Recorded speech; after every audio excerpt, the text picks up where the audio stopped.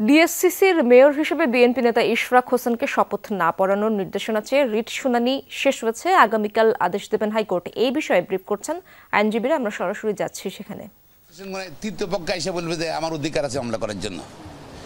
এই জন্যই সুপ্রিম কোর্টের ইতিহাসে কখনো হাইকোর্ট ডিভিশন সুপ্রিম কোর্টে কখনো এরকম কোনো নজির নাই কোনো ইন্টারফেয়ার করছে বা কোনো আদেশ দিয়েছে এদের পক্ষে। আর আমরা আরও বলেছি যে আইন অনুযায়ী এটা আদালত তাপসের গ্যাজেট নোটিফিকেশন তার মেয়ারশিপ বাতিল করেছে সাক্ষী প্রমাণ নিয়ে, এবং ইঞ্জিনিয়ার ইশরাককে মেয়র ঘোষণা করেছে। আদালতের নির্দেশেই 10 দিনের ভিতর নির্বাচন কমিশন গ্যাজেট করেছে। গ্যাজেট 30 মিনিটে শপথ হওয়ার কথা, অর্থাৎ আগামী 26 তারিখ 26 শপথ হওয়ার লাস্ট ডেট। এই মামলা করছে তারা মূলত তারা যখন 30 মিনিট শপথ না দিতে পারে মেজর ইশরাক, সেই জন্য তারা ফ্রাস্ট্রেট করার জন্যই এই মামলা করেছে মূলত। আবার বলেছে এখানে সে কোনো ক্ষতিগ্রস্ত মানুষ নয়, ক্ষতিগ্রস্ত একটা লোক হইতে পারে, সেই জন্য ব্যারিস্টার সদ্দু তাপস উনি এসে মামলা করতে পারতেন। আজ যতগুলো এক্সাম্পল সবগুলো কিন্তু কন্টেস্টিং প্রতিদ্বন্দ্বী প্রার্থীর মধ্যে মামলা হয়েছে। উনি প্রতিদ্বন্দ্বী প্রার্থী, উনি এসে করতে পারেন। উনি আসেন নাই, এরা ছদ্মবেশে তাপসের মামলাটা করছে।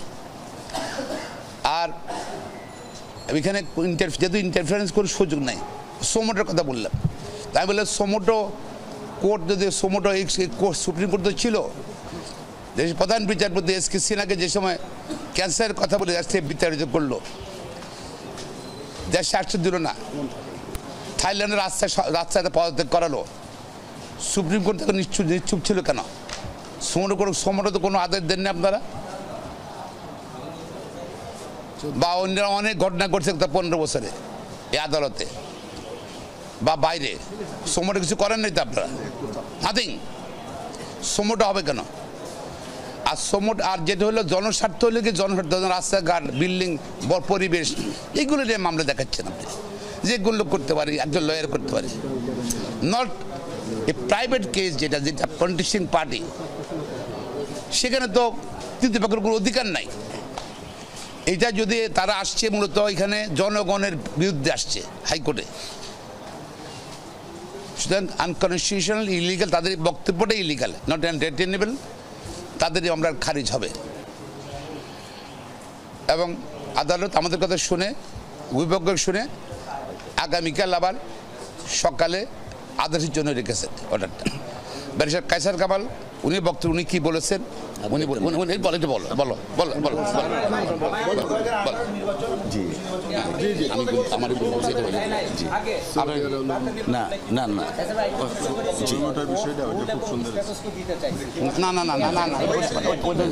না থ্যাংক ইউ।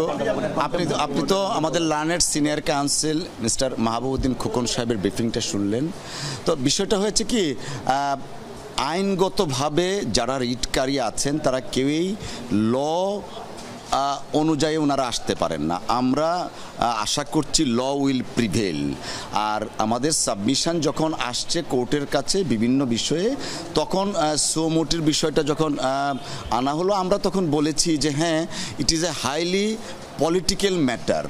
ইতিপূর্বে আমাদের এই বাংলাদেশে গত 15 বছর আমরা দেখেছি যে কোনো পলিটিক্যাল ম্যাটারকে মহামান্য হাইকোর্টে আনা হয়েছে এবং in the name of high court order political agenda বাস্তবায়ন করা হয়েছে।